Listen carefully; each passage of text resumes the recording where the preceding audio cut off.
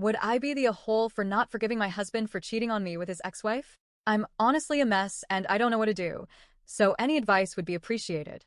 I, 27M, and my husband, 37M, have been married for 3 years, dating for 6. He has an ex-wife, 37F, which he divorced a year before we met. We have a son, 7M, who was adopted after we got married and who I love as my own child, because he is. I know my husband, Peter, fake name, is bisexual. I have no problem with it, and I had no problem with his ex-wife, Allison, also fake name. I did have a problem with his family as they're a bit homophobic and are always telling Peter he should get back together with Allison. Well, 2 weeks ago, we were at his family's town because it was my son, Jack's, fake name, birthday, and we wanted to spend it as family. My mother-in-law decided it would be a good idea to invite Allison, so she arrived in the middle of the party. I didn't want to ruin Jack's birthday, so I stayed quiet. I spent all my time with Jack, playing with him and his cousins at his request. When it was time to cut the cake, I noticed Allison and Peter weren't there, so I went inside and looked for them around the house. I found them in Peter's old bedroom taking their clothes off. I stood there in shock for a moment, but then I left and went back to celebrating Jack's birthday. Part of me wanted to scream and cry, but I also was in shock, and I refused to make Jack's birthday about me. We cut the cake and opened the presents. People were already leaving when Allison and Peter came back. Peter took me aside and started saying that I shouldn't have cut the cake without him present, and it was disrespectful. I stared at him and just said, "I'm sorry, I just thought you'd be too busy getting into your ex-wife's pants." He got quiet, so I took Jack and left the house to go back to the hotel. Once I put Jack in bed and made sure he was asleep, I locked myself in the bathroom and broke down. I called a friend, and he tried his best to console me.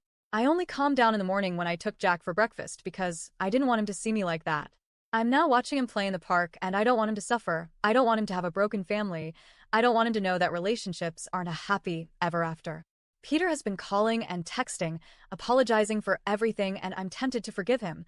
I'm tempted to just have my family back, and all my friends are saying that it was just a mistake, that he was vulnerable and Allison is his ex-wife. So what am I supposed to do now? I need the advice from people who don't know my husband or me personally. Update 1. Well, first of all, I want to thank you all for your advice, and I want to explain some things before the actual update. But thank you for opening my eyes about my situation. Peter and Allison didn't notice me when I saw them. There was music very loud downstairs, and they weren't facing the door. I didn't stop them because I was in shock. I just stood there for a moment, and I heard my son, so I unconsciously focused on him. I was pretty much an autopilot. Peter didn't come to the hotel with me because I changed to a different one. He did try to follow me, but I took a taxi and left. As far as I know, he's staying with his parents and Allison left. We met when I was 20 and he was 30. We started as friends, and we ended up dating. Yes, we're both men, and no, I didn't feel manipulated or groomed by him. Those were the most asked things, and I did answer some comments, not all. Now, on to the update. I did as some of you said, and took some tests to discard any STIs or STDs. The results are coming back in a few days, and I will take another one in 3 weeks to be sure. My son is having a sleepover with a friend, and I decided to speak with my husband. He came by our house. After a few minutes I texted him. He asked about Jack, and I told him where he was. Then we sat on the couch and started talking. I started crying after a few minutes, and he followed after. Asked some simple questions. When? Why? How many times? Among others, and this is what I could figure out by all the things he said. It happened for the first time when he visited his parents alone 2 years ago. They invited her. They both got drunk. He was feeling lonely as I had been more attention to Jack since we adopted him, and they slept together. Nothing happened again until our son's birthday party. He said his mother pressured him a bit, and he caved in. I don't believe he did it for that reason, but I don't know. He said he doesn't love her, and I believe him, but it doesn't negate the fact of what he did. After talking for a while, I told him that I wanted a divorce. He started sobbing and begging for another chance, but I told him that I can't give him another chance because I wouldn't be able to trust him again, and I don't want that in a relationship. He kept crying and begging for another 30 minutes until I told him that we have to think about Jack and his well-being, that we could stay friends DS and co-parent him. He got mad, really mad. He started yelling that it was all Jack's fault, that we shouldn't have adopted him, that he's the one who's getting between us. I was crying and really scared. I had never seen him this angry. He hit the table and stormed out of the house. I called the house where Jack is staying at and told them if Peter shows up there, they can't open the door. After the little episode, I was scared that Peter would try to hurt Jack. I called my friend again, Thomas, and told him everything that happened. He came by and is staying with me until I'm better. Right now, I'm trying to figure out what to do and how to go on with the divorce. Update 2. My husband has been showing up at my work, following me, and calling me from burner phones. I was afraid he'd go after Jack like many of you said he would, but he didn't. He said a lot of stuff, but I'll try to write the important things. He said that he missed when we were just us, that I stopped paying attention to him when we adopted that Jack, that I wasn't his anymore. He said that he missed how dependent I was on him. I was very insecure when we met, but I started working on my issues when we adopted Jack, because I didn't want to be a bad example for him. When we got married, I used to get sick all the time. I was weak and tired, so he would take care of me 24/7. The doctors couldn't tell what was wrong with me, and I didn't get better until a bit after we adopted Jack. I guess that dependence is what he missed. Yesterday, he followed me to work and started screaming that I was his, and that we made vows to stay together. We had to call security, and he waited for me next to my car. I panicked and took a taxi home. He keeps messaging me and showing up to our house. I took a few weeks off work to be with Jack, although he's taking this better than me. I made an appointment with a therapist for him, and when the divorce is finalized, I'll go to one myself. I've been debating what to do, so I'll update when something happens. Update 3. Hi guys, this is the final update for anyone who is interested. I'm only doing this update to give it some closure and because some people messaged me to ask for it. So here it is. This has been a really difficult time, but I'm almost divorced. I have primary custody of Jack, and I've got a restriction order against Peter and Allison. I'll try to be quick, but a lot happened. So, after I made the post, Peter kept calling and stalking me. I didn't know what to do until I started packing Peter's stuff, and I found a box of pictures of me before we met, like 3 or 4 years before we met, while he was still married to Allison.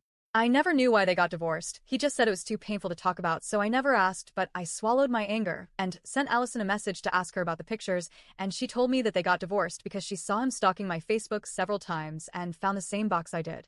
He called it an innocent crush and curiosity, but she thought he was cheating on her, and they got divorced. A year later, he met me, but Allison always thought that I was the side piece. I read a few comments saying that I maybe was sick because he was making me sick. I don't know if that's possible. I don't really know. I mean, the illness were bad enough to make me stay in bed, like having a bad cold, but I don't know, I stopped digging. After I found the pictures, I confronted Peter without Jack in the house, and he seemed, I don't know, proud? He kept smiling and saying that all he did was for us, that it was love at first sight, and we were destined. He was just making sure it happened. Apparently, we had met before we became friends. I remember meeting him at a party through some friends, but we met before as teenagers. He and I lived in close-by towns, and my school made some trips to the towns nearby, and we met on one of those trips. We were something like friends, but only for a summer because he went to college, and I soon forgot about him, but he found my Facebook and the story continued. I was horrified, to say the least. He tried to console me and tell me that it was fine, that he did it out of love, and that if only we hadn't adopted Jack, everything would be fine. I was bawling my eyes out. My entire marriage was a lie. He said that he only slept with Allison because he knew that it would get my attention and that we didn't have to go through with the divorce, that I know he loves me, and that's it. He promised to be a better dad for Jack if I made more time for him. He told me to quit my job because he earned enough to take care of all of us, and that would give me more time with him. I was in shock, and then he hugged, calming me down. I admit that for a moment I allowed him to hold me. I allowed myself to consider his proposal, but I kept thinking about his lies. It wasn't about the cheating, it was the stalking, the lies, the obsession. It creeped me out, so I tried to pull away and tell him I'd go through with the divorce. He refused. He hugged me tighter and screamed that I needed him, that he could protect me, he could take care of me, he could save me, that I was his husband and only his. I was terrified. I slapped him and pulled away, yelling at him to get out of my house. He didn't. He just kept screaming and holding on to me until a neighbor heard the commotion and called the police.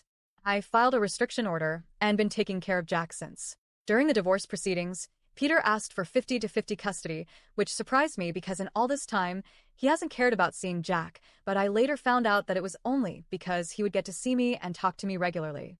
He's been contesting every single thing about the divorce, trying to make it last longer than it has, and it's been working. He offered to give me child support even though we have 50-50 custody. He allowed me to keep the house and other stuff. So, that's what's been going on in my life. The only happy thing that happened was Halloween. Jack insisted on dressing up as Spider-Man and me dressing up as Tony Stark, so we did and I took him trick-or-treating. It was the most adorable sight ever, and I knew I made the right choice with him and Peter. I'm sorry for such a long post, but this will probably be the last update. Thank you so much for the advice and for hearing me rant.